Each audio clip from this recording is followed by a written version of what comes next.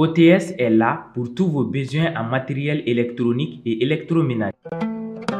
Sistra Technologies est une société de prestation de services et de commerce, évoluant dans le domaine des nouvelles technologies de l'information et de la communication, la fourniture de matériels biomédicaux, la bioinformatique. Pour tous vos besoins en librairie, papeterie, matériel informatique, appareils électroniques et divers, rendez-vous chez AKD Informatique. Ce JT vous est présenté par ESG, École supérieure de gestion. ESG, École supérieure de gestion, spécialisée dans la formation des métiers de la comptabilité et de la gestion d'entreprise. Actual media souvent la wala saka kuna funi au bisimla ko dogo kibaru keneka bagruba munu bambulo le fleni dom kenakela leno kanyashi blogeruma odola nyana meala utukalo tle bisaban kelen temene kuna fundula ko sobala be famu ma ko maison de la presse abenya foli sorosoni nyina kalanta dogo dara kabla octobre kalo tle saban natala o kera lafiya jamana kono doma nga yano che dati folo kun fola jamana kono do yo bisimla chogodi abenya foli sorosoni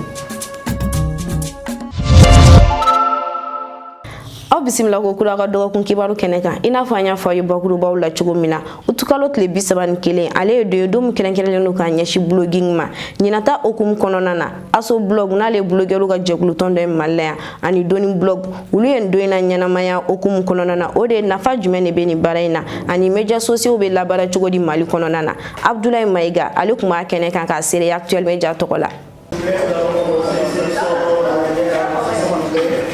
Utukado tile bisaban kelen temene o bena don ma diɲɛ kɔnɔ min sugandira blogaliw tɔgɔ la n'olu ye maaw ye minnu fana bɛ cikan lase bɔlɔlɔw sanfɛ a dɔ ye ɲɛnamayara u ka jɛkulu fila min bɛ mali kɔnɔ fɛ n'o ye aso blog ani doni blog kunnafonidiso la ɲinan ta bolila min kan o de ye kunnafoni di kɛnɛ sigili ye walasa ka kuma blogɛriw nafa bɛ se ka kɛ min ye ani bɔlɔlɔw yɛrɛ nafa bɛ se ka kɛ min ye kan don dɔ de fana de sigili ni anw ye depuis 2005 donc san o san ti kalo tile 31 diɲɛ kɔnɔ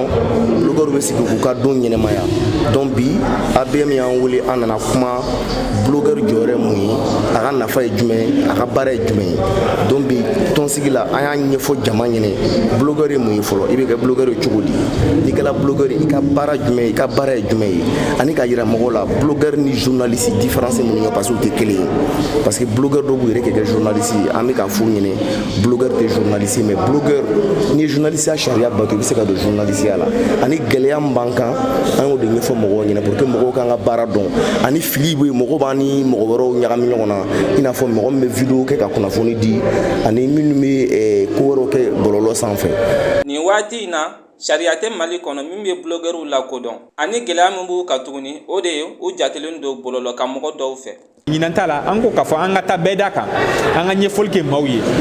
blogɛriya yɛrɛ ye jumɛn ye a ka baara ye jumɛn ye nafa ye jumɛn ye kɔlɔlɔ jumɛn b'a la conséquence jumɛn b'a la gɛlɛya jumɛn b'anw kan donc an y'o ɲɛfɔ maaw ye mun ye k'a fɔ les médias sociaux aujourd'hui n'o ye bɔlɔlɔ sanfɛla ko ye donc olu fana ka baara hukumu ye jumɛn o bɛ bila hukumu jumɛn kɔnɔ an ye maaw wele ka na pour que maaw ka se ka faamuyali kɛ concept min na blogɛri ye jɔn ye jɔn ye influenceur ye jɔn ye lanceur d'alerte ye jɔn ye anw yɛrɛ fɛ yan n'an bɛ tɔgɔ min ta ko videomani jɔn y'o ye jɔn youtubeur jɔn vlogueur ka se k'o ɲɛfɔ maaw ye bɛnkan tɛ ni jamana cɛ o de kosɔn gɛlɛyaba b'a la parce que an ka baara ma faamuya jamana faamaw fɛ parce que olu bolo de k'a fɔ an bɛ mun kɛ an bɛ ka jamanakɔnɔdenw sun ka bila u la alors que dɔwɛrɛ tɛ an bɛ minnu fɔ o kun ye mun ye ka se k'olu ka baara nɔgɔya u bolo parce que olu tɛ se ka kɛ fan bɛɛ fɛ donc par exemple fɛn dɔ bɛ ka kɛ ne ka quartier la fɛn minnu ne y'a sɔrɔ a bɛ ka quartier mɔgɔw degun kosɛbɛ i b'a ye k'a fɔ quartier maaw tɛ se ka kuma da t'u bolo k'a ɲɛfɔ jamanakɔnɔ ɲɛmaaw ye donc anw fɛnɛ de bɛ taa sisan n'a bɛ fɔ o ma anw ye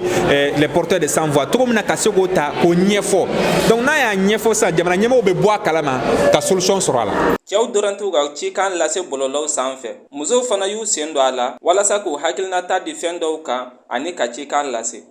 plateforme dɔ de bɛ ne bolo bɔlɔlɔba kan n'o bɛ wele ko womanager o bɛ musow ka taaɲɛ kumaw de kɛ o ni musow ka taaɲɛ kɛlɛw kuma de kɛ an bɛ kuma di musow ma u ka kuma u k'u yɛrɛ fɔ k'u ka baaraw fɔ pour que denmisɛnnin minnu fana bɛ yen nɔ olu fana ka dɔn mɔgɔkɔrɔbaw bɛ yen mɔgɔkɔrɔba minnu bɛ ka koba kɛ dugu in kɔnɔ musolakaw fɛ yen nɔ o ni mɔgɔkɔrɔba minnu bɛ ka u se kɛ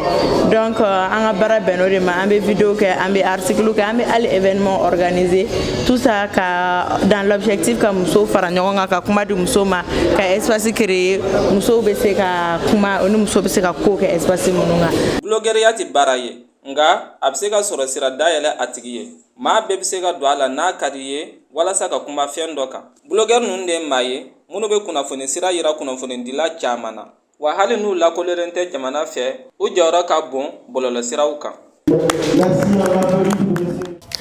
a bɛ labaara a nafa kama glu de girofle n'a bɛ fɔ ale ma ko binɛfuti ale ye yiriden mun man ka di kosɛbɛ a bɛ kɛ te la wa a bɛ kɛ furaw la nɔgɔlan kasa kama walasa ka faamuyali sɔrɔ glu de girofle kan an ka janga nana Kadija Kone ka jatalenw lajɛ. Bɛnɛfuti ye yiriden min bɛ bɔ Makan ani Indonésie. A matarafalen don an ka seguw kɔnɔ ka da suma duman kan. A bɛ wagati damadamani bɔ bɛnɛfuti donnen don ba la an ka jamana kɔnɔ wa a bɛ sɔrɔ waati bɛɛ. An bɛ don min na i ko bi bɛnɛfuti kanubagaw ka ca. Dɔw b'a kɛ musoya furaw ye k'a sababu kɛ a bɛ kɔnɔnabana caman furakɛ. A bɛ se ka kɛ minfɛnw fana na i n'a fɔ te fo ka taa se serum ma walasa k'u sumaja. Barisa a bɛ dumuni yɛlɛmani nɔgɔya ni ka bana caman kɛlɛ. Bɛnɛfuti nafa tɛ sɔrɔ ka ban. Nafaba de b'a la. A bɛ infection furakɛ. Hali bɛnɛfuti bɛ muso minnu ka denko ka gɛlɛn a bɛ kɛ sababu ye ka u denko nɔgɔya. Bon a ka ɲi denmisɛnninw fana ma kɔnɔna joli ni fɛn ninnu a ka ɲi olu bɛɛ ma. Et puis n t'a dɔn n b'a f'i ye cogo min antibiotique de ye bɛnɛfuti ye. Hali ni joli b'i la ou bien ko angine b'i la ou bien mura b'i la n'i y'a min a b'a nɔgɔya. Donc a nafa tɛ fɔ ka ban nafaba de b'a la. Mɔgɔ caman de ye bɛnɛfuti nafa dɔn sisan n'o kɛra sababu ye ka sɔngɔ yɛlɛ. Parce que bɛnɛfuti nafa de ka bon. Sisan mɔgɔ de bɔra kalama sisan. Mɔgɔ bɔra kalama caman bɔra nafa kalama. Donc o de y'a kɛ bɛɛ bɛ ka boli a nɔfɛ. Et puis sisan i bɛ taa sɔrɔ sisan an se kɛnɛman tɛ. Mais bɛnɛfuti min ye n'i b'a kan régulièrement a ka ca Ala fɛ a b'i ka a ka ɲi santé ma. Bon bi bɛnɛfuti a ka gɛlɛn dɔɔnin parce que sisan a prix b'a daminɛ 1000 ani 700 ka taa 2000. Musow de b'a san ka caya cɛw fana b'a san o ka cɛ minnu b'a san dɔw b'a a kɛ jago bidon kɔnɔ ka daji dɔrɔn ka to k'a min. Bon dɔw b'a kɛ tira. San 10 tɛmɛnen kɔfɛ bɛnɛfuti feere la ni feerekɛla in bɛ ɲɛfɔli kan ye a nafa a n'a feereli gɛlɛya kan. Bɛnɛfuti kɔni a nafa ka ca a nafa fɔlɔfɔlɔ musomisɛnninw bɛ se k'a tobi k'a min u bɛ bazɛn nettoyer u bɛ infection furakɛ mais mɔgɔkɔrɔbalamɔgɔw fana bɛ se k'a ta jabɛti bɛ minnu na i y'a dose hakɛya dɔn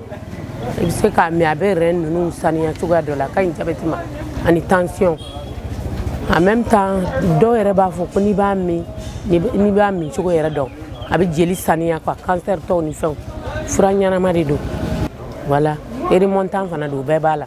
Oui ni gɛlɛya sɔrɔ a la parce que prix ko ta fan ninnu na au début yanni bɛɛ k'a nafa dɔn an tun b'a sɔrɔ nɔgɔya la bon sisan nɔ bɛɛ donna la gɛlɛyara quoi. Bon a donna sanga min na bon minnu bɛ na n'a ye olu fana ye o de jate minɛ ka a prix gɛlɛya quoi ne yɛrɛ bolo. Nin détail feerela in b'a yira ko sisan sɔrɔ ani fɔlɔ ta tɛ kelen ye.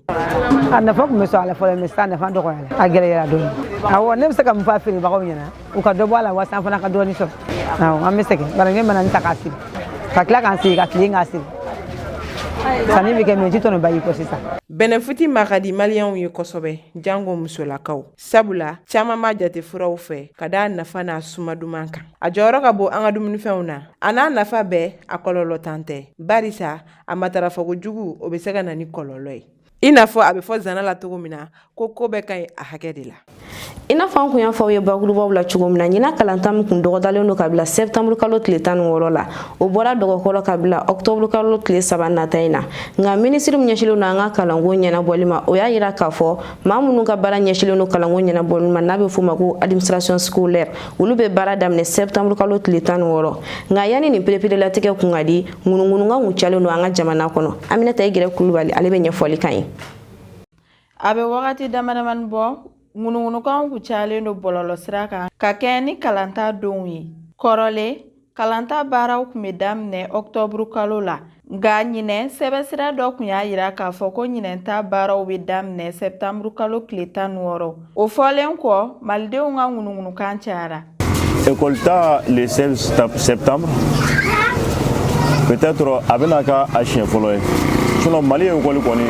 depuis an bɔra kalama Mali école bɛ taa octobre la bi octobre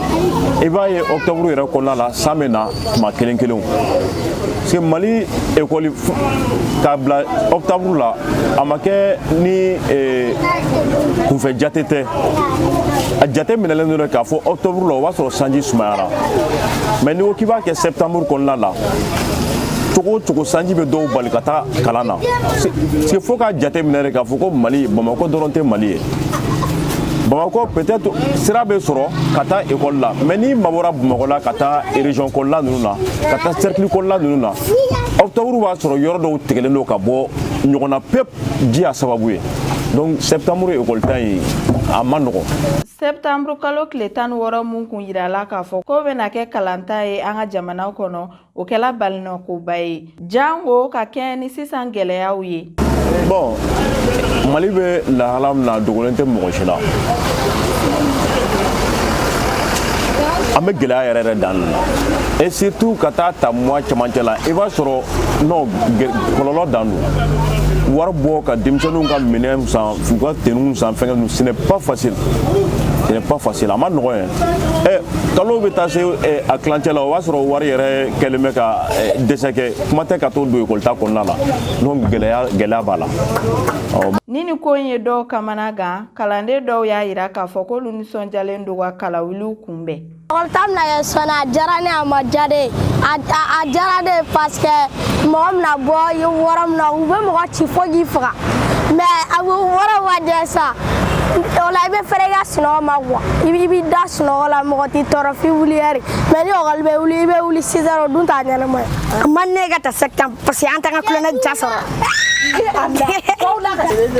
N'agilina tɛ ko école ka taa le 1er octobre. Awɔ parce que an école est très beau.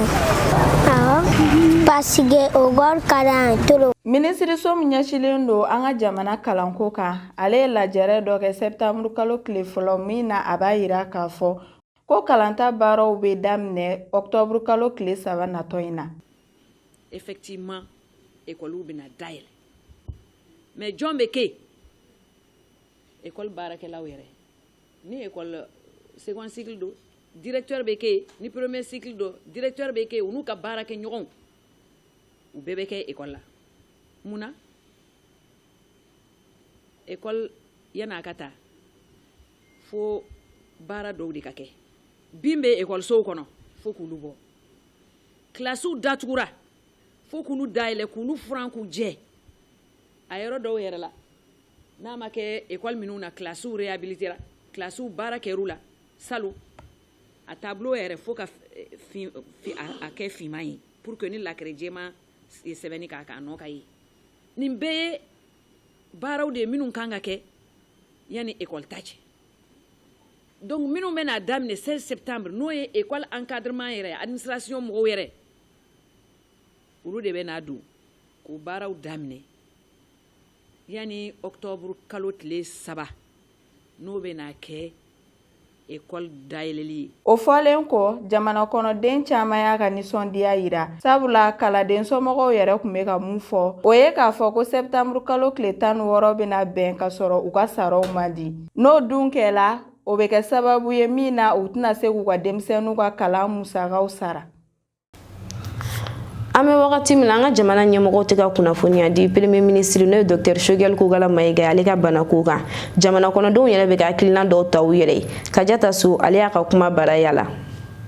Ni fɛn bɛ yen mun bɛ ka ŋunuŋunu kan don ba la o ye camancɛ fanga gouvernement ɲɛma n'o ye docteur Choguel Kogala ka kɛnɛyako ye sigana kumaw ani ŋunuŋunukanw carilen don an ka Mali fan bɛɛ. An bɛ don min na i n'a fɔ bi kunnafoni ma bɔ ɲɛmaw fɛ yen mun bɛ pereperelatigɛ kɛ a ka kɛnɛya kan ni y'an ye Amidalayi Aseyi kɔnɔ. Choguel Kogala Mayiga ka banako ne yɛrɛ y'a mɛn à travers les médias ko a ye AVC sɔrɔ AVC dun ye bana min ka jugu kosɛbɛ donc ni bana in y'a sɔrɔ donc mɔgɔ min bɛ AVC dɔn a tɛ bali mɔgɔ la ten kosɛbɛ quoi bɛɛ ni hakilinata don Ala ko don n'Ala ko fɛn bɛ mɔgɔ sɔrɔ a bɛ mɔgɔ sɔrɔ foyi t'a bali. Amadu Ouattara bɔlen don maa fɛ Choguel ka ko ka gɛlɛn maa min ma. Bon, ne hakilina min ye bon dafalen ni o bɛɛ jugu ne o bɛɛ kɛ jugu kumaw de ye quoi ne t'o kuma ninnu kɛ tiɲɛ ye quoi parce que a si bɛ yɔrɔ min et puis a bɛ baara min na c'est énorme c'est beaucoup a ka can quoi et puis lafiya t'a ye a ti la c'est-à-dire a bɛ jamana ko de la bi. Ali Tambura ka yena na maaw bɛ ka kuma min fɔ a ka bana kan o tɛ. Jateminɛ ka lajɛ yɛrɛ Choguel yɛrɛ a ye maliyɛnw ka dignité a y'a d'u ma a ye maliyɛnw ka personnalité a y'a d'u ma n'i ye an ka mɔgɔ minnu bɛ kɔfɛ n'u fɛn fɛn kumana bɛɛ b'i kantogo vraiment bɛɛ bɛ tout le monde est fier de Choguel maintenant bɛɛ Mali la n'i ye mɔgɔ mɔgɔ wele bɛɛ b'a fɔ vraiment a y'an ka dignité d'a ma a y'an ka orgueil vraiment a y'an bɔ jɔnya kɔnɔ quoi. Maa dɔw jigi b'a kan ko gouvernement ɲɛmaa bɛna segin a ka baara ma don n'a nataw la. Ne ka laɲini tɛ foyi ye san kɔni Ala ka a nɔgɔya dɔrɔn k'a bɔ nin bana la yɛrɛ quoi a ka se ka lafiya an ka se ka ko wɛrɛ ɲɛɲini. Ne b'a laɲini de a ka na donc ne ka laɲini de c'est-à-dire a bɛ se ka na Ala yɛrɛ ta kɔfɛ hakili bɛ na a nɔ la farisogo bɛ na a nɔ na wa a bɛ baara kɛ fɛnɛ. Dɔw ye duwawu k'a ye ani ka cikan lase gouvernement ma. An bɛ duwawu de kɛ sa Ala ka nɔgɔya ka bɔ nin ko la an ka faamaw fana b'u jɔyɔrɔ da ye dɔrɔn. An ka sɔrɔsiw bɛ sa cogo min na o bɛ sa ten nord kɔnɔna la ten Choguel nana ka na ko minɛ ka ɲɛfɔ maliyɛnw ɲɛna Mali bɛ ni problème la Mali bɛ ni problème la donc n'o tigilamɔgɔ n'a banana vraiment adamaden kɔni i adamaden ɲɔgɔn de don i kan ka duwawu kɛ vraiment hali bi a tigi bɛ se ka lafiya sɔrɔ cogo min na vraiment o de ye ne ka su ye quoi. An bɛ don min na i n'a fɔ bi maaw mago bɛ kunnafoni jɔnjɔn na a ko kan nka hali bi ɲɛmaaw tɛ ka kunnafoni di Choguel ka bana kan jamanadenw jigi b'a kan wa u bɛ ka duwawu kɛ a ye. An b'a fɔ Ala ka lafiya kɛ an ka premier ministre ye. Ayiwa nin kunnafoniya de b'an sɛnsɛn k'a lase Mali kɔnɔna kunnafoni ani diɲɛ fan wɛrɛ kunnafoni minnu bɛ lase an ma teliya la Fatumata Sisoko fɛ.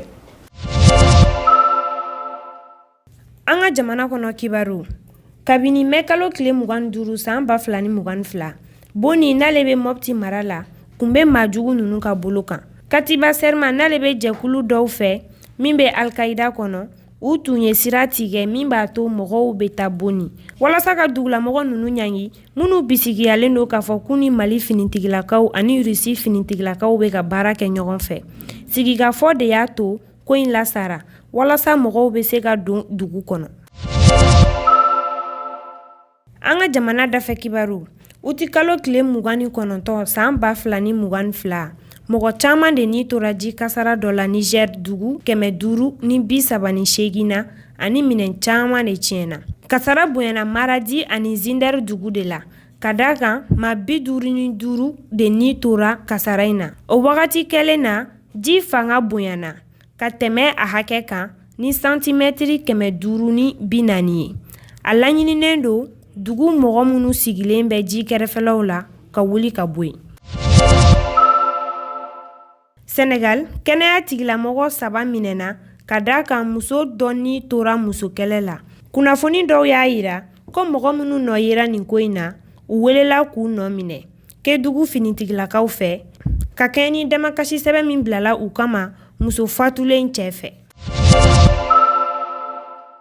Tunisie san 2021 tɛmɛnen Faransi kun y'a laɲini ka dɔ bɔ a ka visa ditaw la Algérie, Maroc ani Tunisie ma walasa ni jamana kofɔlen ninnu ka dan sigi dugumasiraw taama la. Arabadon août kalo tile 31 Faransi minisiri ani Tunisie minisiri minnu ka baara bɛnnen don dugu kɔnɔ kow ɲɛnabɔli ma u y'u kanto kunnafoni sɛbɛn dɔ kɔnɔ ko Faransi bɛna visa di segin a cogo kɔrɔ la Tunisie jamana ma.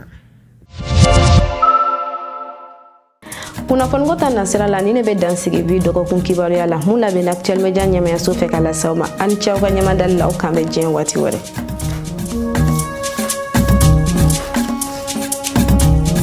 CJT vous a été présenté par ESG, École supérieure de gestion. ESG, École supérieure de gestion, spécialisée dans la formation des métiers de la comptabilité et de la gestion d'entreprise.